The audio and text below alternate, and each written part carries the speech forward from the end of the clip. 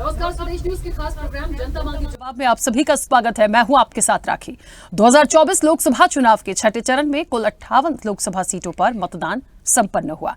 2019 लोकसभा के चुनाव में इनमें से एक भी सीट पर कांग्रेस नहीं जीती थी। सबसे अधिक 40 सीटों पर भाजपा ने कब्जा जमाया था।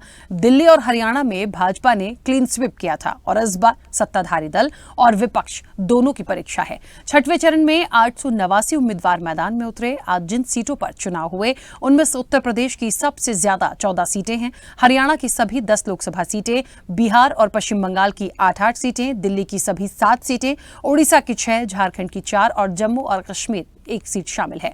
देश के 58 सीटों पर मतदान का प्रतिशत भी जो सामने आया वो लगभग ठीक है। उसको बहुत ज्यादा बढ़ा हुआ या बहुत ज्यादा कम नहीं कहा जा सकता, लेकिन छठवें चरण के समीकरण क्या ये बदल पाएगा, इसी पर चर्चा को आगे बढ़ाएंगे। उससे पहले ग्राफिक्स के जरिए आपको बताते हैं 8 राज्यों में कितना रहा मतदान का प्रतिशत।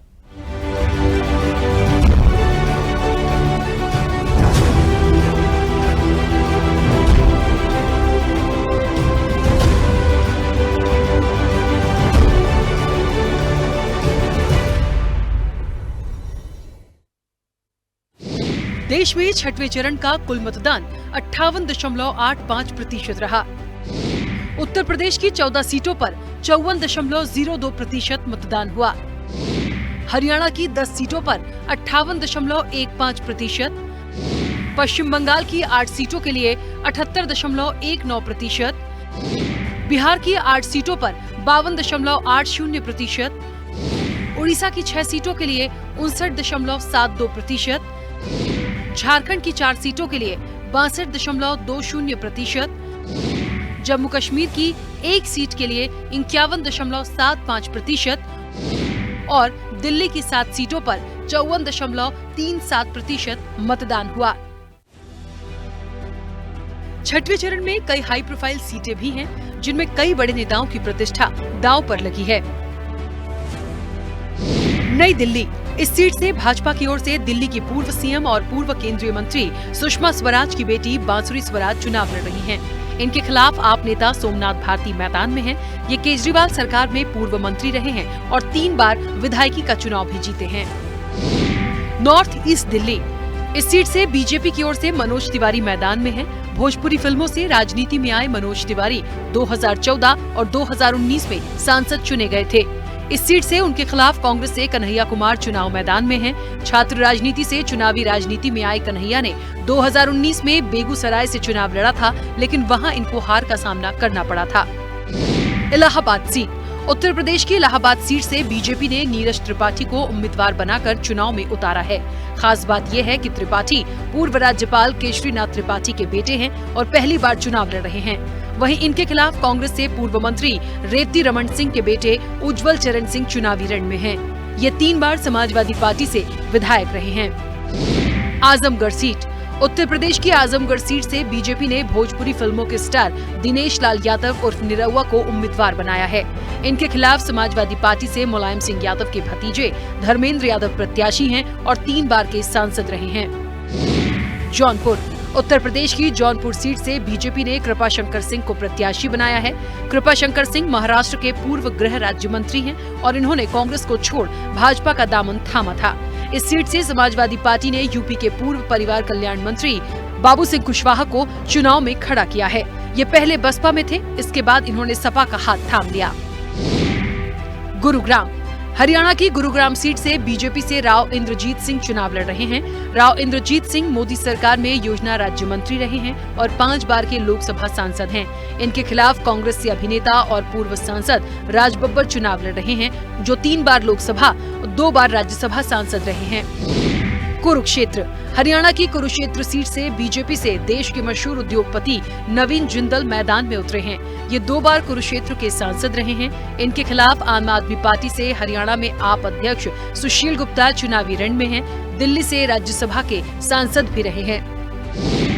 शिवहर, बिहार की शिवहर सीट से जेडीयू ने बाहुबली नेता आनंद मोहन की पत्नी लवली आनंद को मैदान में उतारा है। लवली आनंद 1 बार सांसद, 2 बार विधायक रही हैं। इनके खिलाफ आरजेडी ने पूर्व आईएएस की पत्नी ऋतु जायसवाल को चुनाव मैदान में उतारा है।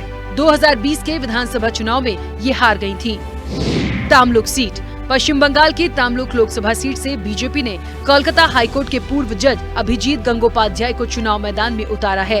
ये पहली बार चुनाव लड़ रहे हैं। वहीं इनके खिलाफ मैदान में टीएमसी के देवांशु भट्टाचार्य हैं। ये वही देवांशु भट्टाचार्य हैं जिन्होंने खेला होबे का नारा दिया था। पुरी ओडिशा की पुरी सीट से बीजेपी ने संबित पात्रा को चुनावी मैदान में उतारा है। ये भाजपा के राष्ट्रीय प्रवक्ता हैं और 2019 में इन्होंने पुरी से चुनाव लड़ा था, लेकिन यहां से इनको हार का सामना करना पड़ा था। इनके खिलाफ बीजेडी से मुंबई के पूर्व पुलिस कमिश्नर अरुण पटनायक मैदान में उतरे हैं और 2019 में भुवनेश्वर से चुनाव हारे थे। लोकसभा के रण में छठवां चरण संपन्न हो गया। दिग्गजों की किस्मत ईवीएम में कैद हो गई है। 2019 के आंकड़ों पर नजर डालें तो 2019 में 58 में से 40 सीटों पर भाजपा ने जीत दर्ज की थी। 3 सीटों पर बसपा, 3 सीटों पर जेडीयू, 4 सीटों पर बीजू जनता दल और 3 सीटों पर तृणमूल कांग्रेस ने जीत हासिल की थी। Lok Janshakti party, Jharkhand students union party, Samajwadi party और Jammu Kashmir national conference party ने एक-एक सीट पर जीत हासिल की थी। कांग्रेस इन 58 में से एक भी सीट नहीं जीत सकी थी। बिहार की जिन 8 लोकसभा सीटों पर छठे चरण में मतदान हो रहा है, उन सभी पर भाजपा और उसके सहयोगी दलों ने 2019 लोकसभा चुनाव में जीत दर्ज की थी। 3 सीटों पर जेडीयू, 1 पर लोक जनशक्ति पार्टी और 4 सीटों पर भाजपा ने कब्जा जमाया था। 1 सीट सीवान को छोड़कर बाकी 7 सीटों पर हार जीत का अंतर 2 लाख मतों से अधिक था। 2019 में हरियाणा और दिल्ली की सभी लोकसभा सीटों पर भाजपा ने कब्जा जमाया था। झारखंड की 3 सीटों पर भाजपा और 1 पर एजेएसयूपी ने जीत दर्ज की थी। उड़ीसा में बीजेडी ने 4 और बीजेपी ने 2 सीटें हासिल की थी।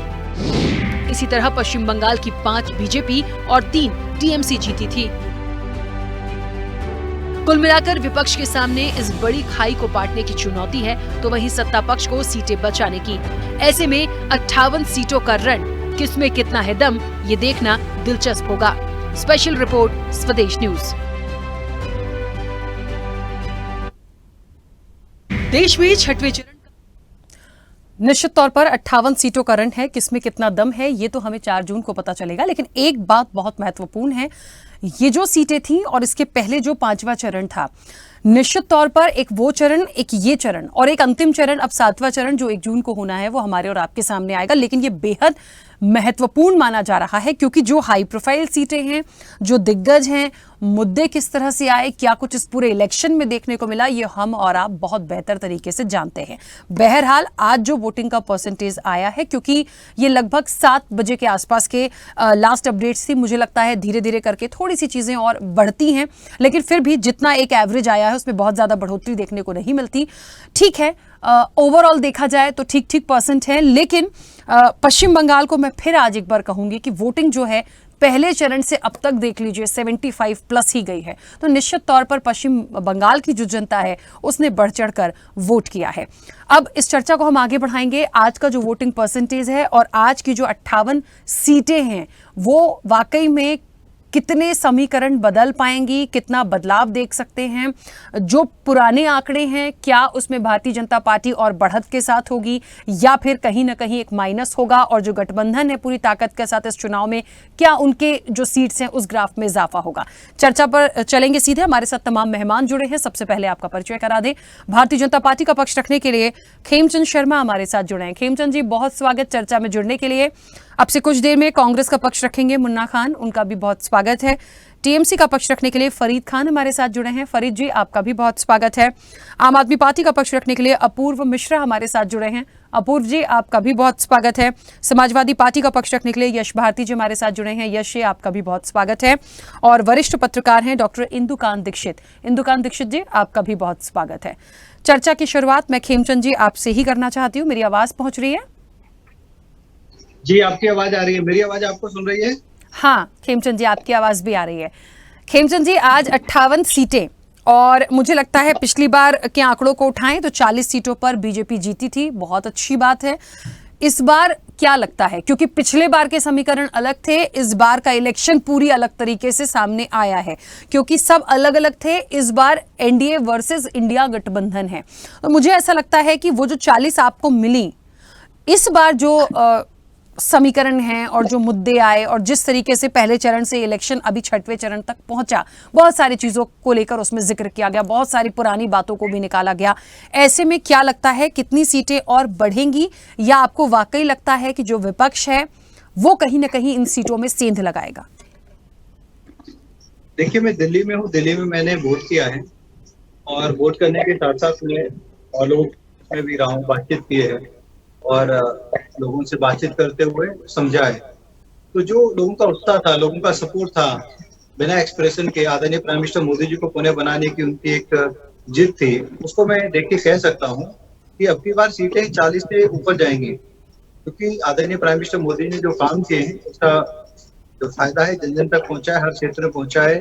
वो आप देखेंगे झारखंड के जंगलों में भी पहुंचा है और दिल्ली जैसे शहरों में भी पहुंचा है। तो उसी का फायदा हमें मिलने वाला है। तो हम जिस तरीके से 60% सीटें हम लोगों ने हरियाणा और दिल्ली में पिछली बार जीती थी, वैसे हम जीतने वाले हैं। झारखंड में भी हम अच्छे तरीके से जीतेंगे और पश्चिम बंगाल में हम बेटर करने वाले हैं, उड़ीसा में हम बेटर करने वाले हैं। इसीलिए मैं कह सकता हूँ कि हम लोग लास्ट टाइम से ज्यादा सीटें जीतने वाले हैं।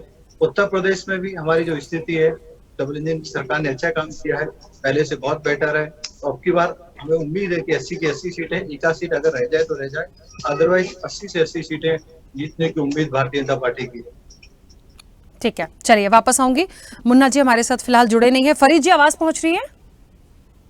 जी हाँ, फरीद जी, एक बार फिर से पश्चिम बंगाल की जनता ने एक अच्छा वोटिंग परसेंटेज दिखाया छठवें चरण में भी, क्योंकि मैं पहले चरण से नोटिस कर रही हूं और मैंने देखा कि सबसे ज्यादा जो एक मतदान का प्रतिशत आया वो पश्चिम बंगाल से आया।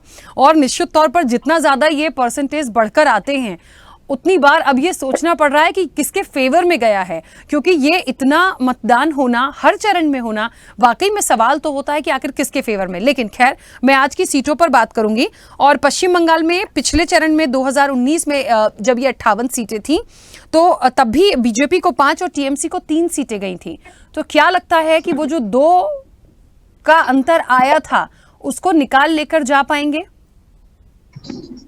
जी बिल्कुल। इस बार तो पूरा खेला ही उल्टा होगा। आप देखिए कि बीजेपी यहाँ से पूरा इनका सूबा साफ होने जा रहा है। अगर ये भाषा बता रहे थे कि यहाँ पर उनकी सीटें बढ़ेंगी, लेकिन मैं बता रहा हूँ कि 6 या 7 ज्यादा सीटें की यहाँ से बंगाल से निकलने वाली नहीं है, जो हम लोगों ने हर तरह से आंकड़े मिला के देखे हैं। और उसी तरह से जो हमें देश के हालात लग रहे हैं। और रही वोटिंग की बात, ये हमारे लिए बड़े फख्र की बात है कि महिलाएं हमारी जो है सबसे ज्यादा वोटिंग करने के लिए आगे आती हैं। और ये महिलाएं किसके लिए आती हैं? अपनी नेत्री ममता बनर्जी, अपनी मुख्यमंत्री ममता बनर्जी के लिए आती है। ममता बनर्जी के लिए वो क्यों आती हैं?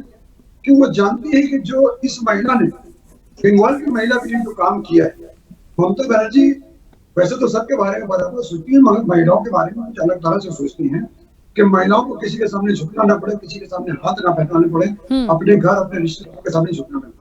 जिस तरह से मैं आपको बात बताऊं कि स्वास्थ्य जो हेल्थ कार्ड हमने बनाया, स्वास्थ्य साथी कार्ड, दीदी ने एक पॉलिसी ये रखी कि कार्ड में पूरे फैमिली के लोग होंगे, लेकिन अगर उसके हेड जो भी रहेगी वो महिला रहेगी, उसके नीचे सारे के सारे लोग रहेंगे। तो महिलाओं को जो सम्मान देने का हमारी नेत्री ने काम किया है, वो हर वर्ग में, वो हमारी 70 स्कीमें चल रही हैं, उसमें सबसे ज्यादा महिलाओं के नाम पर है। ये महिलाएं दीदी के प्यार में ज्यादा से ज्यादा निकल कर आती हैं और निश्चित तौर पर ये वोट, महिलाओं का वोट ममता दी तरफ भी जाने वाला है। ठीक है, चलिए वापस आएंगे। और कांग्रेस का पक्ष रखने के लिए हमारे साथ स्वामीनाथ जायसवाल जी जुड़ गए हैं। स्वामीनाथ जी, आपका भी बहुत स्वागत है। क्या मेरी आवाज पहुंच रही है आप तक? नमस्कार। स्वामीनाथ जायसवाल जी, पिछले 2019 में इस छठे चरण में जिन 58 सीटों पर मतदान हुआ था, या पूरे इलेक्शन को ही देख ले तो कांग्रेस के पास इन 58 सीटों में से एक भी सीट नहीं गई थी। तो इस बार क्योंकि गठबंधन के साथ है, कितनी उम्मीद करें? देखिए, इस समय इंडिया गठबंधन जिस तरह से अपने देश के लोकतंत्र और संविधान को मजबूत करने के लिए अपने उम्मीदों के साथ, न्याय पत्र के साथ कांग्रेस अपना पक्ष है। देखिए, दिल्ली में जिस तरह से भाजपा को 7 का 7 6 सीट बदलना पड़ा, तो डर जो था आज निश्चित हो गया कि दिल्ली में जिस तरह से बदलाव के लिए वोट पड़ा है, लोग निरंतर एक अपने अंदर सोच रहे थे कि कब मौका मिले, जो किसान को जिस तरह से पीड़ित किया गया, किसान न्याय के लिए 770 किसानों के शहादत के बाद भी उनको एमएसपी लागू नहीं किया गया, उनका लोन माफ नहीं, अपने पूंजीपति साथियों का 16 लाख करोड़ माफ कर दिया गया, लेकिन किसानों का लोन माफ नहीं किया गया। युवाओं का जोश उत्तर प्रदेश पूर्वांचल से लेकर हर जगह, आजमगढ़ और प्रयागराज पूरे देखिए होंगे कि कितना जोश था 18 से 25 साल का युवा। जिस तरह से ये आर्मी का भर्ती जो वीर अग्निपथ योजना लाया गया, जो नाकामी भारतीय जनता पार्टी मोदी सरकार का है, जो सियाचिन के बॉर्डर पर -25 डिग्री पर जाके कोई शहादत देगा तो उसको शहीद का दर्जा भी नहीं मिलेगा, और 6 महीने के ट्रेनिंग में कोई चाइना बॉर्डर और सियाचिन के बॉर्डर पर नहीं जाएगा युवा। तो ये सब जिस तरह से हमारा जो 5 न्याय और 25 गारंटी का जो राहुल गांधी जी ने और इंडिया गठबंधन ने एक जो अपने मुद्दे की बात कही, निरंतर प्रधानमंत्री जी मुद्दे से भटक गए। जैसे प्रधानमंत्री जी पहले कहते थे भाइयों बहनों मित्रों 2 करोड़ नौकरी दूंगा, 15 लाख खाते में दूंगा, और डीजल पेट्रोल का दाम 30-35 लीटर हो जाएगा, और गैस का दाम 300 हो गया। सारा नाकामी जैसे इलेक्ट्रॉनिक बॉन्ड में लिया गया, जो 20 व्यापारियों से 250 करोड़ जो कहते हैं हम सनातन हिंदू को मानते हैं, गौकसी करने वालों से 250 करोड़ चंदा लिया जाता है। उसके बाद सनातन के नाम पर, प्रभु श्री राम के नाम पर कभी मंगलसूत्र छीन कर दे देंगे, कभी हिंदू मुसलमान पाकिस्तान, और कभी जमीन छीन के बच्चा पैदा करना। इस तरह का माननीय प्रधानमंत्री जी के भाषणों में देखा गया। प्रधानमंत्री जी संकल्प पत्र जो लेके आए उस पे ये नहीं बताया कि मैं 10 साल में क्या क्या किया हूँ और भविष्य में क्या करने वाला हूँ। उस मुद्दे पे ना अमित शाह जी, ना जेपी नड्डा जी, ना प्रधानमंत्री जी, कोई आज तक 72 शहजादे, 3 शहजादे, यूपी के शहजादे, दिल्ली के शहजादे, बिहार के शहजादे, यही वोट मांगने का तरीका रहा उनका। अपने काम 10 साल में किए गए कामों को नहीं गिनाए, वो खाली इधर उधर की बात करते गए, लेकिन ये नहीं बताए कि हम किस मुद्दे पे चुनाव लड़ रहे हैं, हमारा मैनिफेस्टो क्या है। ठीक है, हम जनता के बीच के मुद्दे के पास गए हैं। 38 साल का रिकॉर्ड तोड़ रखी जी, महंगाई, बेरोजगारी। ठीक है स्वामीनाथ जी, किसानों को धोखा जी। ठीक है, मैं वापस आती हूँ, अभी रोक रही हूँ आपको बीच में। अपूर्व जी आवाज पहुंच रही है मेरी? अपूर्व जी, बेहद महत्वपूर्ण सवाल से तो मेरा जो रहेगा मेरा आपसे वो दिल्ली को लेकर रहेगा, क्योंकि निश्चित तौर पर पुराने आंकड़ों को जब हम देखते हैं तो ये बात होती है कि ये सभी मुझे लगता है आकलन करते होंगे कि भाई पिछले इलेक्शंस में हमारा क्या था, इस बार हमें किस तरह से वर्कआउट करना है, कौन से मुद्दे थे, हम कैसे चले, हमें कैसे चलना है। ये स्ट्रेटेजी सभी की होती है, वो प्लानिंग होती है। तो पिछली बार एक भी सीट ना मिलना और इस बार मुझे लगता है बहुत अलग तरीके से सिलेक्शन को देख रहे हैं, तो आम आदमी पार्टी को कितनी उम्मीद है इन 7 सीटों पर? देखिए, आम आदमी पार्टी को पूरी उम्मीद है कि 7 सीट इस बार इंडिया गठबंधन दिल्ली के अंदर निकाल रहा है। इसके बहुत सारे रीजन हैं। आपने देखा होगा कि भारतीय जनता पार्टी ने अपने जब प्रत्याशी घोषित किए तो उसमें से 6 सिटिंग एमपीज के टिकट काट दिए, जो कि बताता है कि 10 साल के अंदर इनके सांसदों ने दिल्ली के विकास के लिए एक भी काम नहीं किया है। यही कारण रहा कि इन्होंने टिकटें काटी। आम आदमी पार्टी के मैं प्रत्याशियों की तरफ आता हूं। हमने सबसे पहले कुलदीप कुमार को पूर्वी दिल्ली से टिकट दिया।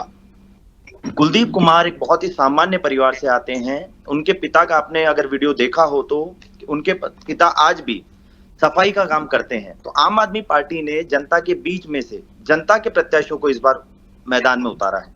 तो हमें पूरी उम्मीद है कि इस बार दिल्ली की जनता 7 की 7 सीट इंडिया अलायंस की झोली में डालने वाली है। चलिए, एक महत्वपूर्ण बात है, 7 की 7 कह देना ठीक है, आप कह रहे हैं कि बहुत सारे उसके पीछे बातें हैं, लेकिन पूरी का पूरा क्लीन स्वीप होना ये बड़ा मुश्किल सा होगा। देखिए, मुझे इसलिए ये बात लगती है कि भारतीय जनता पार्टी जब पूरी सीट लेकर बैठी हुई थी, हरियाणा में भी उनका यही हुआ, 10 की 10 सीट ले गए, दिल्ली की 7 सीट ले गए। तो इस बार आम आदमी पार्टी क्लीन स्वीप करेगी, ये थोड़ी सी अतिशयोक्ति है अपूर्व जी, मतलब मुझे ऐसा लगता है। हाँ, ये हो सकता है कि 7 में से हम 5 जीत जाएं, हम 4 जीत जाएं, या मैं तो कह रही हूं आप 6 का दावा कर लीजिए, लेकिन पूरी 7 ये थोड़ा सा असंभव है। मैडम, हम 7 सीट निकाल रहे हैं, इसका इस पे मुहर प्रधानमंत्री जी ने और गृह मंत्री जी ने खुद लगाई है। आपने देखा होगा किस प्रकार से गृह मंत्री जी अभी कुछ दिनों पहले दिल्ली के अंदर एक सभा को संबोधित कर रहे थे। उस सभा के अंदर गृह मंत्री जी ने दिल्ली वासियों को आतंकवादी तक कह डाला। जो हमारे सिख समुदाय के लोग होते हैं उन्हें खालिस्तानी का दर्जा उन्होंने दिया। देश के गृह मंत्री की यह भाषा दिल्ली वासी कभी बर्दाश्त नहीं करेंगे। दिल्ली वासियों में बहुत ज्यादा गुस्सा है, रोष है। जिस तरीके से दिल्ली के गवर्नर सक्सेना साहब दिल्ली के मुख्यमंत्री के हर एक योजनाओं पे ताला लगाते जा रहे हैं, उन्हें काम नहीं करने दे रहे हैं, और अंत में जब अरविंद केजरीवाल को और आम आदमी पार्टी की बढ़ती लोकप्रियता को नहीं रोक पाए तो उन्होंने उठा के एक सिटिंग मुख्यमंत्री को जेल में डाल दिया। यहीं पे भारतीय जनता पार्टी से बहुत बड़ी एक गलती हो गई है। मुख्यमंत्री जी का जेल में जाना एक बहुत बड़ा negative point Bharatiya Janata party के लिए रहा है, क्योंकि दिल्ली के मुख्यमंत्री हर दिल्ली वासी के बच्चे के समान हैं। वह दिल्ली वासियों के परिवार के एक सदस्य हैं। ठीक है, चलिए वापस आऊंगी। यश जी, मुझे लगता है बेहद महत्वपूर्ण ये चरण, हर चरण ही शुरू से महत्वपूर्ण रहा है, लेकिन 5वें और 6वें चरण में वाकई कुछ ऐसी सीटें थी जो बहुत सारे बदलाव को ला देती हैं। निश्चित तौर पर होना भी चाहिए। जनता भी जिस तरीके से वोट कर रही है, वोट अपील की तमाम लोगों ने, क्योंकि जिस तरह से वोटिंग परसेंटेज डाउन हो रहा था उसके बाद अपील भी की गई थी। कितनी उम्मीदें समाजवादी पार्टी को हैं? खास तौर पर मैं उत्तर प्रदेश को लेकर आपसे पूछूं, क्योंकि सबसे ज्यादा यदि पूरा एक ओवरऑल आकलन देखा जाए तो मुझे लगता है 14 सीटों पर आज जो वोटिंग हुई है उसमें से पिछली बार 9 भारतीय जनता पार्टी के खाते में गई थी। समाजवादी पार्टी के पास सिर्फ 1 थी, क्योंकि बसपा 4 सीटें लेकर गई थी। तो कितनी उम्मीदें वहां से, और टोटल यदि मैं पूरा निकाल कर यहाँ देखूं तो वाकई में जो पूरा 58 सीटों के समीकरण है उसमें समाजवादी पार्टी को मैं यदि देखूं या गठबंधन के साथ, तो कितनी उम्मीद है? राखी जी, पिछले चुनाव की अगर आप आंकड़ों की बात कर रहे हैं तो पिछली बार हम बसपा के साथ गठबंधन में थे, तो ये कहना कि वो सीटें बसपा की नहीं, वो सीटें भी गठबंधन की ही थी। हम दोनों के सम्मिलित प्रयास से ही हमने भारतीय जनता पार्टी को रोकने का काम किया। जो पहले 70+ थी उसको हमने 70 के अंदर लाने का काम किया। और लगातार आप देखें भारतीय जनता पार्टी का, चाहे उत्तर प्रदेश हो चाहे देश हो, लगातार उनकी सीटें कम हो रही हैं, हर जगह बढ़ नहीं रही। तो ये दिखाता है कि जो इनका सर्वश्रेष्ठ प्रदर्शन था वो हो चुका, जनता को जो उम्मीदें थी वो हो चुकी हैं। अब लगातार जनता की नज़र से गिर रही है भारतीय जनता पार्टी। जो ये कहते हैं वो करते नहीं है, जो दिखाते हैं। अभी आपके शुरुआत में जो आपने बातें दिखाई, कौन कहाँ से प्रत्याशी है, मैं उस पर केवल थोड़ा सा ही नज़र डाल पाया। तो उसमें मैंने देखा गुरुग्राम से जो राव इंद्रजीत जी लड़ रहे हैं, पहले वो कांग्रेस पार्टी में थे, अब भारतीय जनता पार्टी के प्रत्याशी हैं, और वो पूर्व मुख्यमंत्री जी के बेटे हैं। यानी जो परिवारवाद की बात करते थे वो परिवारवाद का उदाहरण है। नवीन जिंदल जी, उनके पिताजी भी कांग्रेस पार्टी से थे, नवीन जिंदल जी कांग्रेस पार्टी से थे, आज भारतीय जनता पार्टी के प्रत्याशी हैं। वो नवीन जिंदल जिन पे तमाम भ्रष्टाचार के आरोप थे, तमाम आरोप भारतीय जनता पार्टी लगाती रही, ऊपर से लेकर के बड़े नेता से लेकर छोटे नेता, यहाँ तक कई जाने माने पत्रकारों तक उन पे तमाम घेराबंदी करते थे कि भ्रष्टाचारी हैं, इन्होंने ऐसा किया वैसा किया, और आज सब कुछ साफ हो गया। वो नवीन जिंदल। उसके बाद इलाहाबाद से आपने बताया कि पूर्व राज्यपाल और पूर्व भारतीय जनता पार्टी के नेता केसरी त्रिपाठी जी के बेटे हैं नीरज त्रिपाठी जी, वो प्रत्याशी हैं। उसी तरीके से पूर्व मुख्यमंत्री सुषमा स्वराज जी की बेटी बांसुरी जी भी प्रत्याशी हैं दिल्ली से। तो ये परिवारवाद की लंबी श्रृंखला है। अगर इनकी सूची का हम एक्सरे करें, इनके पदाधिकारियों का एक्सरे करें, तो सब जगह परिवारवाद है। लेकिन जनता को क्या बताते हैं? हमें परिवारवाद से मुक्ति करनी है, हमें भ्रष्टाचार से मुक्ति करनी है, हमें फलानी चीज से मुक्ति करने में, और वो सारी चीजें पाई कहां जाती हैं? भारतीय जनता पार्टी के अंदर पाई जाती हैं। आप देखिए जो अभी चुनाव जो परिणाम पिछले हैं, या अभी जो विधानसभाओं के परिणाम आए हैं, तो चाहे लोकसभा के अंदर देखें, चाहे राज्यसभा के अंदर देखें, चाहे विधानसभा के अंदर देखें, या चाहे मुख्यमंत्रियों को देखें भारतीय जनता पार्टी के, देश के अंदर सबसे ज्यादा आपराधिक मुकदमे और आपराधिक प्रवृत्ति के लोग भारतीय जनता पार्टी के मिलेंगे। तो देश को सबसे ज्यादा शर्मसार करने वाली पार्टी भारतीय जनता पार्टी है, जो अपराधी प्रवृत्ति के लोगों को लगातार आगे बढ़ रही है। जम्मू कश्मीर में जो लोग बलात्कार करते हैं उनके लिए राष्ट्रीय ध्वज लेकर के उनका विरोध प्रदर्शन करती है, उनका स्वागत करती है जेल में जाकर के, जो खिलाफत करते हैं उनका विरोध करती है। तो ये भारतीय जनता पार्टी का मूल चरित्र है।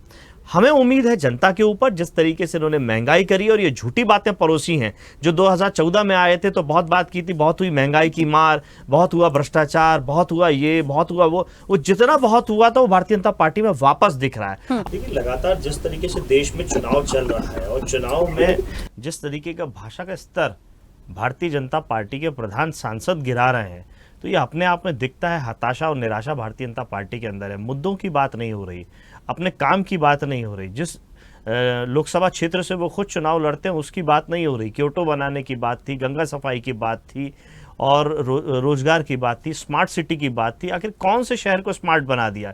स्थिति यहाँ तक पहुँचा दी है कि मध्य प्रदेश सरकार को ये कह दिया गया कि जो आपकी स्मार्ट सिटी का खर्चा है वो अब आप खुद संभालिए।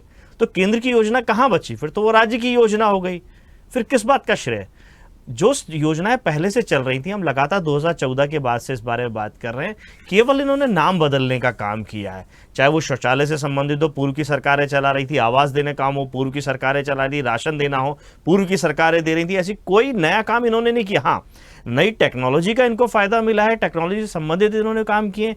खातों में सीधे पैसा पहले भी आता था, इनको मौका मिला, बैंक अपडेट हुए हैं, देश में दुनिया में सॉफ्टवेयर अपडेट्स हुए हैं, मोबाइल हाथ में आ गया। टेक्नोलॉजी, पहले लोग कंप्यूटर पे निर्भर थे, अब लोगों के हाथ में मोबाइल आ गया। तो इसमें इनकी सरकार का कोई, इनका तो ग्राफ गिरा है। देखिए, पहले कितने मोबाइल ऑपरेटर्स थे हम सब जानते हैं। जो प्रतिष्ठित लोग थे, टाटा जो प्रतिष्ठित, वो टाटा का टेलीकॉम सेक्टर में हस्तक्षेप था वो खत्म हो गया। आइडिया कंपनी थी, रिलायंस कंपनी थी, जो बड़े बड़े अच्छे उद्योगपति थे, उनका सबका हस्तक्षेप खत्म हो गया। और अब कौन कर रहे हैं? जो भारतीय जनता पार्टी के सहयोगी हैं या जिनको कहीं ना कहीं तालमेल बना के चल रहा है, जो इलेक्ट्रॉन बॉन्ड से चंदा दे रहे हैं, केवल वो। तो जो इनके दोस्त हैं वही सब जगह कब्जा बैठे। इसी बात का विरोध है कि पूरे देश के 22 लोगों के पास केवल पैसा पहुंच गया है, बाकी जो गरीब है लगातार गरीब हो रहा है, जो अमीर है वो अमीर होता जा रहा है। तो ये जो खाई बढ़ रही है, इससे विरोध बढ़ेगा। आप देखिए, रेलवे स्टेशन के अंदर जब जाते हैं हम, तो पहले जनरल डिब्बा होता था जिसमें एक साधारण टिकट लेके कोई भी यात्रा कर सकता था। उसके बाद स्लीपर कोच होता था जिसमें रिजर्वेशन होना, आरक्षण लेना जरूरी होता था।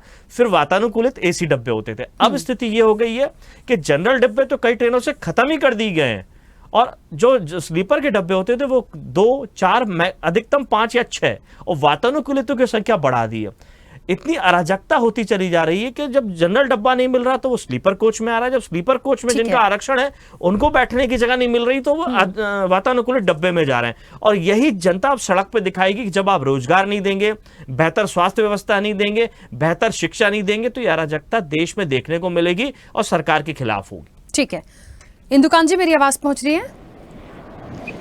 जी राकेश जी, नमस्कार। नमस्ते। इंदुकांत जी, कैसे लेते हैं 58 सीटों पर इस बार जो इलेक्शन हुआ, जो वोटिंग का परसेंटेज फिलहाल तो 58.85 आया, लेकिन थोड़ा सा बढ़ेगा क्योंकि लास्ट 7 बजे तक के ये अपडेट्स जो आई थी वो हमने इस चर्चा में शामिल की हैं।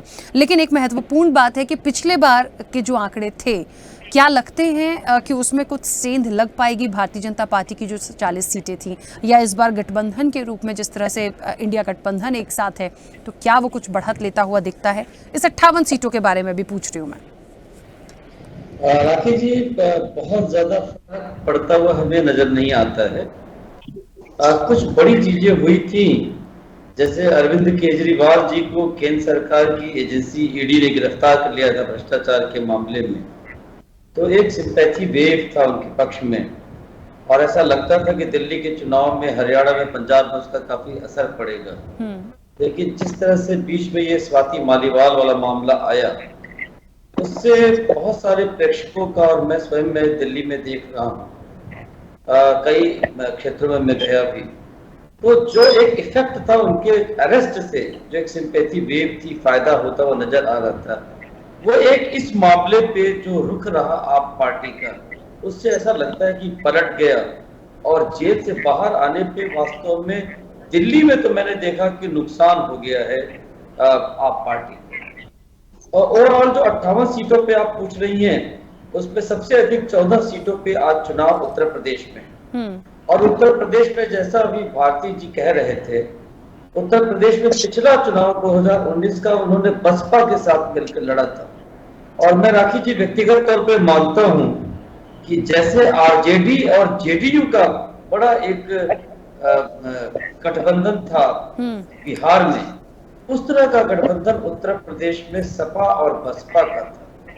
और उतने जबरदस्त गठबंधन के बाद उन्होंने 73 से नीचे लाकर के 64 पे पहुंचा दिया था बीजेपी गठबंधन को, अलायंस को। लेकिन इस बार कांग्रेस के साथ उनका अलायंस है उत्तर प्रदेश में। राखी जी, जिस कांग्रेस का वहां पे नेटवर्क, उनका अपना कैडर बिल्कुल लगभग ध्वस्त हो गया आपको पता होगा कि 2022 के विधानसभा चुनाव में कांग्रेस की क्या स्थिति थी उत्तर प्रदेश में। तो लिहाजा इस बार समाज, देखिए अगर कोई बड़ा बदलाव होता तो मैं मान सकता था कि शायद इस बार लाभ की स्थिति में समाजवादी पार्टी और कांग्रेस होगी, लेकिन कांग्रेस का चूंकि उन्होंने चुन करके 17 सीटें ऐसी दी हैं जिसमें रायबरेली छोड़कर कोई भी सीट पे दावे से कांग्रेस नहीं कर सकती कि हम जीत लेंगे। इसी तरह उन्होंने तृणमूल कांग्रेस को भी एकोमोडेट किया। उनका पिछली बार के विधानसभा चुनाव में आरएलडी के साथ अलायंस था, तो वेस्टर्न यूपी में वो भी बीजेपी के साथ चले गए। तो इस कारण, और जैसा कह रहे थे, मैं देख रहा था फरीद जी को कि पश्चिम बंगाल में तो वो 1-2 पर सिमट जाएंगे।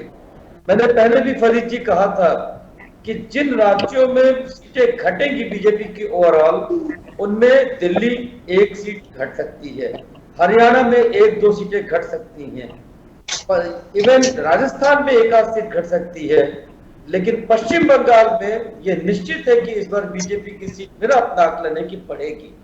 वो 25 भी हो सकती है, 26 भी हो सकती है, लेकिन 18 से बढ़ेगी, ये मेरा आकलन है। आई मे बी रॉन्ग, ये मेरा अपना आकलन है, क्योंकि मैं क्षेत्र में गया हूं कई बार। और संदेश खाली में जो मुद्दा था, जो महिला के सम्मान की बात कर रहे थे, इंडिया अलायंस के लोगों में मालीवाल और संदेश खाली के बाद वो मणिपुर पे बीजेपी को जो घेरने की उनकी स्थिति थी वो कमजोर पड़ी है, इसमें कोई संदेह नहीं है। ये रखिए। चलिए ठीक है खेमचंद जी, एक बात बड़ी महत्वपूर्ण जो मुझे लग रही है, ठीक है देखिए सबके अपने आकलन हो सकते हैं, अब पूरा तो मुझे लगता है 4 तारीख को जब नतीजे आएंगे तब पूरी पिक्चर क्लियर हो जाएगी, लेकिन ये बात सच है कि इस बार का जो इलेक्शन है थोड़ा सा भटका सा नजर आया, मुद्दों से बहुत इतर हुए। हर बार इंडिया गठबंधन ने या विपक्ष ने ये मांग उठाई है कि 10 साल का जो कार्यकाल है उसको लेकर पीएम मोदी क्यों नहीं बात करते, क्यों नहीं बोला गया, क्यों मुद्दों से भटका गया।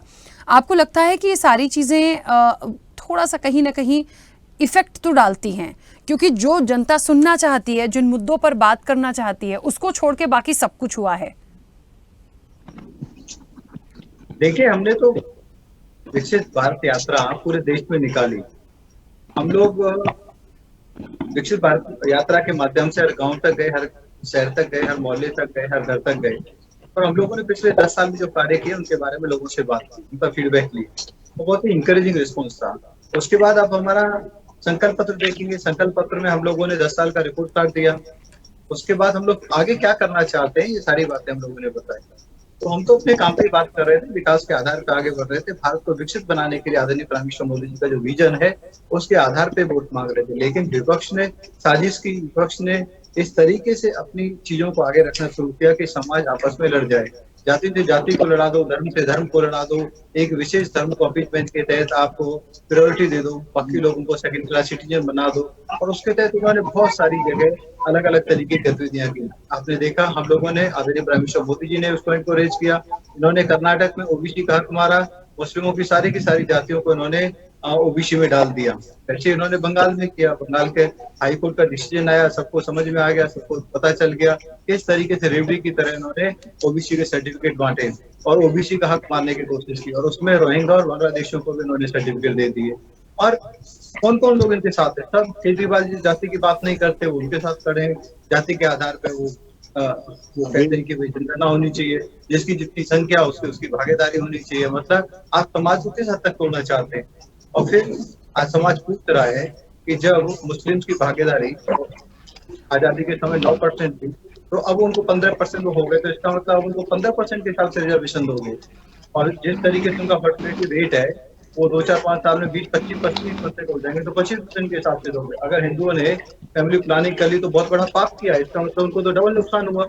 उनका तो पार्टिसिपेशन समाज में, उनका जो सिस्टम में पार्टिसिपेशन है, हक है, वो तो कम हो गया, और उन्होंने जनसंख्या पे अपना कंट्रोल कर लिया।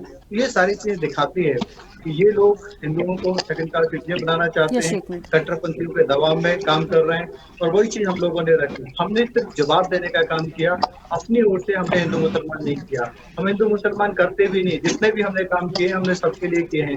हमने घर दिया सबको दिया, राशन दिया सबको दिया, पीएम किसान के माध्यम से मदद दे रहे हैं सबको दे रहे हैं। हम लोगों ने टॉयलेट बनवाए, सबके लिए बनवाए। और अब ये बातें करते हैं इधर उधर की, अरे आप जो 60-65 साल में नहीं कर पाए वो आदरणीय प्राइम मिनिस्टर मोदी जी ने 10 साल में कर दिया। 10 साल में 15 नए एम्स बना दिए, 7 नए IIT बना दिए, 16 नए IIIT बना दिए, 7 नए IIMs बना दिए, 390 यूनिवर्सिटी बना दी, पीजी की डिग्री जो मेडिकल की पीजी की डिग्री उनको डबल कर 1 लाख से ज्यादा कर दिया, MBBS की डिग्री को बढ़ा दिया। सारी चीजें दिखाती हैं। मेडिकल कॉलेजेस बढ़ाए हैं, मेडिकल हर एक जिला हॉस्पिटल को इक्विप किया है कि वो खेमचंद जी, आप श्योर हैं कि जितनी बातें आप कह रहे हैं, चलिए मैं मान भी लेती हूँ शायद ये बातें होंगी, आई होंगी, लेकिन एक्चुअल में कितनी इम्प्लीमेंट हुई? मैं हमेशा कहती हूँ कितनी ही चीजों को आप ले आइए, कितनी ही बातों को कोई भी लेकर आए, उस पर इम्प्लीमेंट कितना हुआ? मैं जो कह रहा हूँ सही है, उसके आंकड़े भी आप देख लो और उसको वेरीफाई भी कर सकते हो। आप खोल लो my.gov पे चले जाओ, वहाँ पे आपको आंकड़े मिल जाएंगे। आपको मैं विजिट करा सकता हूँ 15 के 15 एम्स, आपको विजिट करा सकता हूँ 7 नए IIT में, आपको साथ आए को विजिट करा सकते हैं कि जो हम लोगों ने काम किस तरीके में आपको गांव में ले चलता हूँ, आपको दिखाता हूँ, गरीबों के बीच साथ दिखाता हूँ कैसे टॉयलेट बनाए हम लोगों ने, कैसे नल से हमने जल दिया है, कैसे हम राशन दे रहे हैं, कैसे वैक्सीन लगाए। तो हमने जो किया है उसी की वजह से लगभग 60 से 70 करोड़ एक बेनिफिशियरी का एक नया समाज खड़ा हुआ है, जिनकी कोई जाति नहीं है, कोई धर्म नहीं है। वो आदरणीय प्राइम मिनिस्टर मोदी जी के कार्यों से हैं और मोदी परिवार की तरह वो पीछे खड़े हुए हैं और हम उन्हीं के विश्वास पे, उन्हीं के आधार पे कह रहे हैं कि आदरणीय प्राइम मिनिस्टर मोदी जी राष्ट्रपाल करेंगे, बहुत अच्छा परफॉर्म करेंगे क्योंकि जनता चाहती है। ठीक है खेमचंद जी, चलिए वापस आऊंगी। काफी ज्यादा नॉइस आ रहा है, पता नहीं कुछ नेटवर्क इशू है, बहुत ज्यादा डिस्टरबेंस हुआ आपकी ऑडियो में, पर ठीक है जितना मैं सुन पाई मैं समझी हूँ। और ठीक है, विजिट करने की मुझे ज़रूरत नहीं है, मैंने तो वो बात सिर्फ इतनी रख दी कि इम्प्लीमेंटेशन होता है तो चीज़ें अपने आप सारी चीज़ें आती हैं सामने, और विपक्ष यदि कह रहा है तो फिर उनसे भी पता चल ही जाता है कि कितनी चीज़ें कितनी नहीं। मैं स्वामीनाथ जी 1 मिनट आपके पास आ रही हूँ, उससे पहले यश जी कुछ कहना चाह रहे हैं। यश जी थोड़ा जल्दी से बोलिएगा बस। देखिए, हमारे वरिष्ठ पत्रकार जी ने बहुत सारी बातें कही, उनकी बात के लिए मैं उनकी बात काट नहीं रहा, लेकिन ठीक है, उनका अपना एक आकलन है कैसे चीज़ें बन रही हैं, बिगड़ रही हैं, ये सारी जो भूमिकाएं चल रही हैं चलने दीजिए। और भारतीय जनता पार्टी के साथी ने कहा हम हिंदू मुसलमान नहीं करते हैं। इस पूरे पैनल में अभी तक किसी ने हिंदू मुसलमान नहीं किया था। और शुरुआत किसने करी? ये कह रहे हैं हम केवल जवाब देते हैं, तो शुरुआत किसने करी? तो शुरुआत करने की आवश्यकता क्यों पड़ी? क्योंकि जब तक पाकिस्तान नहीं आएगा, ये तुलना जब तक गिरे हुए लोगों से नहीं करेंगे तब तक ये उठेंगे नहीं, जब तक कीचड़ नहीं होगा तब तक कमल नहीं खिलेगा। इनको पाकिस्तान की बात करने की जरूरत पड़ती है, अमेरिका की करें, चीन की करें, जापान की करें, तुलना करें। चीन हमारे देश में घुसा रहा है, उसकी बात नहीं करेंगे। देश की रक्षा को लेकर के लखनऊ के अंदर बड़ा हेलीकॉप्टर गायब हो जा रहा है, उस कानून व्यवस्था की बात नहीं करेंगे। आज ही एक IAS दंपत्ति की हत्या हो गई है, पति जब टहलने गए थे पॉश एरिया में, उस कानून व्यवस्था की बात नहीं करेंगे। इनके ही प्रत्याशी राष्ट्रीय प्रवक्ता, ये बहुत कुछ सीखते होंगे उनसे, संबित पात्रा जी कह रहे हैं EVM काम नहीं कर रही है, मैं मेरे बूथ पे ही 2 घंटे से EVM नहीं चल रही। EVM पे आरोप अभी से ही लगा रहे हैं। ये विपक्ष के लिए कहते हैं लेकिन खुद नहीं देखते। दूसरी बात, मैं फिर भी इनकी बात का जवाब देता हूं, ये जो OBC आरक्षण की बात कर रहे हैं, इनको सबसे पहले पूरे भारतीय जनता पार्टी के लोगों को अध्ययन करने की आवश्यकता है कि OBC आखिर है क्या। अनुसूचित जाति और अनुसूचित जनजाति जो जब आरक्षण लागू हुआ बाबा साहब के समय पे तो हो गया था, लेकिन फिर भी बहुत सारे ऐसे लोग समाज के छूट गए जो पिछड़े हैं, तो उनको अन्य पिछड़े का नाम दिया गया। सच्चर कमेटी बनी, सच्चर कमेटी ने यह बात करी, वो धर्म के आधार पर नहीं थी, वो पिछड़ापन था, सामाजिक, शैक्षणिक और आर्थिक, और उसी के बाद उनको आरक्षण दिया। ये धर्म तो ये लेके आते खुद नरेंद्र मोदी जी ने नवंबर 2022 में यह बात कही कि 70 के करीब जाति गुजरात में मैंने OBC आरक्षण में रखी हैं जो मुसलमान हैं, तो गर्व करते हैं अपने आप को, और उसी बात को आज मुद्दा बनाते। मैंने शुरुआत में वही बात कही थी कि ये करते जो हैं और बताते कुछ हैं, तो ये गुमराह करने वाली जो बात करता, मेरा इनसे आग्रह और निवेदन है कम से कम पिछड़ेपन को लेकर के ये ना करें। देश में केवल 10 से 15% लोग जो है वो सामान्य है, नॉर्मल है। आज भी देश की आबादी 85%, 90% असामान्य है, पिछड़ी है, शोषित है, वंचित है। उसको मुख्य धारा में लाने के लिए आपकी क्या योजना है? आप खुद बोलते हैं आप 80 करोड़ को राशन देते हो, आप राशन पे जब निर्भर रखते हो तो आत्मनिर्भर कैसे बनाओगे? स्टार्टअप योजना की बात करना आपने बंद कर दिया क्योंकि धाराशाही हो गई, वो कोई योजना नहीं आपकी कामयाब हो पाई। तो धरातल पे वो बात कर रहे हो, जो गिरता स्तर आपके प्रधानमंत्री, प्रधान सांसद का है नरेंद्र मोदी जी का, उस पर बात कीजिए। आज कह रहे हैं मुजरा करेंगे, कौन सी शब्दावली है कुछ खेमचंद शर्मा जी आपके कहने के लिए? मुजरा शब्द कहना प्रधान संसद के मुंह से थोड़ी बहुत शर्म तो आती होगी, हमें तो आती है। हमारे देश का प्रधानमंत्री मंच पे ऐसी शब्दावली इस्तेमाल करता है। ठीक है। यश वापस आऊंगे। खेमचंद जी 1 मिनट रुकिएगा। स्वामीनाथ जी जल्दी से अपनी बात रखिए। मैं तो बस इतना जानना चाहती हूँ, देखिए पिछले बार को आज मैं बस इसी चर्चा पे हूँ कि जितनी सीटें हैं, पिछली बार जो सीटें थी, इस बार कौन किस में से कितनी सीटें निकालेगा, कितनी मेहनत है, कितना ज्यादा सफल इंडिया गठबंधन हो पाएगा। देखिए, इंडिया गठबंधन छोड़िए, मोदी जी हारने के कगार पे आ गए हैं। बनारस से मोदी जी हारने जा रहे हैं, आपके चैनल पे मैं बताना चाह रहा हूँ। जिस तरह से मोदी जी का अहंकार, जिस तरह से आज तेजस्वी यादव को बोल रहे हैं कि हेलीकॉप्टर से उतरोगे तो जेल जाओगे, धमकाने वाला पॉलिटिक्स कर रहे हैं, डराने वाला पॉलिटिक्स कर रहे हैं। आप जेल में भेजोगे, मुख्यमंत्रियों को जेल में भेजोगे, नेताओं को जेल में भेजोगे। जनता समझ गई आपका खेल और जेल और मेल क्या है। समित पात्रा वहां कहता है कि प्रभु जगन्नाथ के मोदी जी के शिष्य हैं। अरे भगवान को भी शिष्य लोग बना देते हैं। माफी मांग ली थी सर उन्होंने। अरे माफी मांग लेने से कहा तू देश लूट लीजिए, कर माफी मांग लिया। ये लोग करे तो यानी ये लोग जितने बलात्कारी हैं उत्तर प्रदेश में देख रहे हैं। ब्रिजभूषण शरण सिंह अपने बेटे को टिकट दिलवा देते हैं, चिन्मयानंद है और सेंगर है, विजय गौड़ है। बनारस के आईटी के गन पॉइंट पर जाके नेता आईटी के में बेटी को रेप कर देते हैं। आए दिन रेप होता है, कहते हैं बेटी बचाओ बेटी पढ़ाओ। मणिपुर से लेके पूरे देश भर इनके भारतीय जनता पार्टी के सरकारों में बेटियों के साथ भाजपा से बचाओ। ये रमन्ना का छाती ठोक के इसको दीजिए, 300 का बलात्कारी है, 3000 बेटियों का बलात्कारी है, इसको वोट दीजिए, ये देश का कल्याण करेगा। और जिस भाषाओं का प्रयोग प्रधानमंत्री जी नवाज शरीफ को पहला प्रधानमंत्री होंगे देश का कि अपने पहले शपथ ग्रहण में पाकिस्तान के प्रधानमंत्री को न्योता दिए थे नवाज शरीफ को, और बिना बताए बिरयानी खाए। ये लोग इंडिया पाकिस्तान करते हैं, हिंदू मुसलमान करते हैं, संबंध तो इनका है। आरएसएस प्रमुख में जाते हैं मस्जिद में, वाई प्लस सुरक्षा मौलवी को दिलवा देते हैं, कहते हैं मेरा ब्लड आपका ब्लड एक है। और उसके बाद एक तरफ कहते हैं मंगलसूत्र छीन कर दे देंगे, एक तरफ कहते हैं जमीन छीन के बच्चा पैदा करने वालों को दे देंगे। यही भाषा पूरे प्रधानमंत्री जी का शहजादे और ये 3 शहजादे यूपी के शहजादे, ये कोई भाषा रहा। जैसे हमारे खेमचंद भाई पूरे मुद्दा गिना दिए, पैखाना और राशन दे रहे हैं भीख में, हम काम नहीं देते हैं, पूरे 16 लाख करोड़ देश का पैसा उठा के अपने साथियों को दे देंगे, हम किसान का लोन माफ नहीं करेंगे, हम गरीब के लिए काम नहीं करेंगे, हम 105 करोड़ गरीबी रेखा के नीचे लोगों को रखे रहेंगे ताकि वो राशन लेकर हमको वोट देते रहे। कल कारखाने फैक्ट्री कितना सृजन हुआ, कितना बना, इस पे चर्चा नहीं करेंगे। 38 साल का रिकॉर्ड पर महंगाई पे चर्चा नहीं करेंगे। ये तो पहले से भी मकान देते आए, कुल प्रधानमंत्री ये नाम बदलवाने वाले हैं। हम भी राशन फ्री देते थे मनमोहन सरकार में, और हम भी घर देते थे, हम भी पैखाना। आप लोग जैसा प्रोपगंडा एजेंडा और ये फंडा गुब्बारा फट गया। चलिए समय की सीमा है, बाकी लोगों की भी प्रतिक्रिया जल्दी जल्दी आ जाए। ठीक है 1 मिनट स्वामीनाथ जी।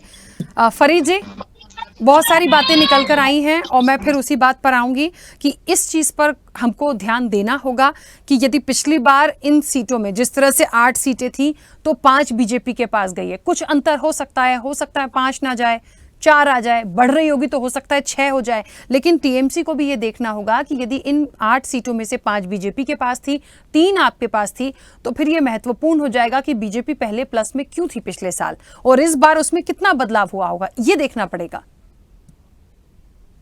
हमारे वरिष्ठ पत्रकार साहब, मैं बहुत सम्मान के साथ कहना चाहता हूँ कि यहाँ से घूम के जरूर गए होंगे, लेकिन यहाँ का उन्होंने समझा आज आपको बता रहा हूँ। बावजूद ये जितनी वोटिंग का जो परसेंटेज बढ़ रहा है, जिससे महिलाओं की महिलाएं निकली है दिल्ली के लिए, बेनवाल का जिस तरह से अपमान हुआ है, जैसे वो बात बता रहे थे संदेश खाली की, उसके बाद से किसी कॉम्पिटिशन में कई वीडियो सामने आए जिस तरह से बताया गया कि पूरी बनी बनाई घटना इसको तैयार किया गया। 2,000 रुपए के एवज में लोगों को तैयार किया गया और लोगों ने आके कोर्ट में बयान दिया है। एक लेडी ने तो परसों हमारी पार्टी को ज्वाइन कर लिया है, वो सारी इनकी कोर्ट बोल रही है। तो बंगाल के लोग, खासतौर से बंगाल की महिला ये देख रही है कि किस तरह से बंगाल की महिलाओं को और संतोष खाली की महिलाओं को बदनाम किया गया है। आप यकीन रखिए कि मैंने जितनी सीटें बोली हैं, अगर 8 से 9 से ज्यादा सीट इनकी आ गई तो आप देखिएगा, मुझे दोबारा कभी यहाँ मत बुलाइएगा, आप देखिएगा।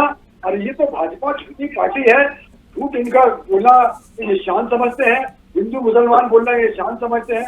अरे भाई आप 10 साल रह गए तो डेवलपमेंट की बात कीजिए, आपने क्या क्या काम किया उसको गिनवाइए। जब इलेक्शन आता है तो आपको हिंदुस्तान पाकिस्तान और मुसलमान शमशान याद आ जाता है, मुसलमान आपका आरक्षण खा जाएंगे ये आपको याद आता है। तो ये ऐसा तो देश नहीं चलता है। हमारे देश के देशवासियों ने ये फैसला कर लिया है, उसमें हिंदू मुसलमान सब एक साथ है। सारे सलमान खराब नहीं है, सारे हिंदू खराब नहीं है। हम लोग प्यार से मिलजुल के चलना चाहते हैं, चाहे वो हिंदू या मुसलमान हो। उन सब लोगों ने फैसला कर लिया है। आप 4 तारीख का वेट तो कीजिए, आप देखिएगा जितना ये परसेंटेज बढ़ा लें, फॉर्म 17 जो सी है ना वो अपना काम करेगा, आप इत्मीनान रखिए, ये जाने वाले। ठीक है, चलिए अपूर्व जी, यहाँ पे भी वही बात आ गई है कि मैंने खुद ही आपसे कहा था कि 7 में से यदि मैं आम आदमी पार्टी को यदि गिन लूं और 7 में से मैं ये कह दूं कि हाँ ठीक है आधा आधा भी हो तो भी ठीक है, लेकिन हम ये कह दें कि फुल फ्लैश क्लीन स्वीप हो जाएगा ये मुश्किल है। ये पिछली बार बीजेपी ने जरूर किया, लेकिन इस बार मुझे इलेक्शन में तो नहीं लगता कि कोई क्लीन स्वीप करके जाएगा।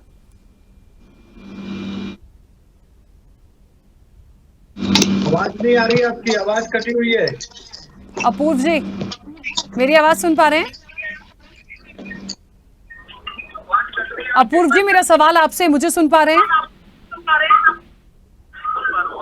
चलिए, अपूर्व जी शायद मेरी आवाज नहीं सुन पा रहे हैं। इंदुकांत जी, एक छोटा सा सवाल आपसे। ओवरऑल अपन इस पूरे चरण को देखें और 40 सीटें मान लीजिए पिछली बार बीजेपी के पास थी और बाकी की जो 18 सीटें बचती हैं, क्योंकि 58 सीटों पर आज मतदान हुआ, तो ये 18 हमने डिवाइड कर दी। किस किस के पास थी मैं बता चुकी हूँ, 3 बसपा, 3 जेडीयू, 4 बीजू जनता दल, 3 टीएमसी और बाकी ऐसे लोक जनशक्ति पार्टी या झारखंड यूनियन की बात हुई या सपा की बात हुई, ऐसे करके बाकी की 18 सीटें डिवाइड हुई। कितना एक कैलकुलेशन, एक अंदाजा भी हम देखें अभी के सिनेरियो को देख के, तो क्या लग रहा है 40 बीजेपी लाएगी या प्लस में जाएगी या फिर इधर से ये माइनस होगी और वो जो 18 है वो ऊपर बढ़कर आएंगे? राखी जी, इस पे असेसमेंट बिल्कुल करना आज की स्थिति में बहुत मुश्किल है, लेकिन लगभग जो स्थिति पहले थी लगभग वही होने की बात है। लेकिन एक बड़ा अंतर आएगा, जैसे बसपा के पास इसमें 3 सीटें थी, हमें लगता है कि इस बार वो 3 सीटें बसपा के पास रहेंगी, क्योंकि बसपा बहुत कमजोर हुई है। उनकी नेत्री मायावती जी का जो एक्टिविटी थी, सक्रियता थी, कम हुई। और कुछ सीटें जैसे आजमगढ़ की सीट इस बार सपा के पास जा सकती है, गाजीपुर की सीट सपा के पास जा सकती है। तो इस ढंग के इस जो 40 और 18 की बात थी, ये 40 की जगह 35 तक आ सकता है और इधर से 18 प्लस हो सकता है। बिल्कुल, मैंने इसीलिए कहा था कि हम ये नहीं कह सकते कि किसी का ग्राफ बहुत बढ़ जाएगा या कोई बिल्कुल माइनस में चला जाएगा। इस बार समीकरण और सिनेरियो बने ही ऐसे। खैर, समय भी हो गया है, खेमचंद जी वापस नहीं आ पाऊंगी। आप सभी का बहुत शुक्रिया इस चर्चा में जुड़ने के लिए। निश्चित तौर पर देखिए महत्वपूर्ण चरण था और अब बस एक चरण यानी 7वां चरण जो 1 जून को होगा और उसके बाद सबको इंतजार है 4 जून का, जब नतीजे हमारे और आपके सामने होंगे और जितने अभी आकलन और संशय और आशंकाएं और जितने कैलकुलेशंस अभी लगाए जा रहे हैं वो सारे एकदम सामने आ जाएंगे। देखेंगे उस दिन क्या होगा। फिर हम और आप एक साथ होंगे 4 जून को। फिलहाल चर्चा में इतना ही। बने रहिए स्वदेश न्यूज के साथ। सबसे पहले देश।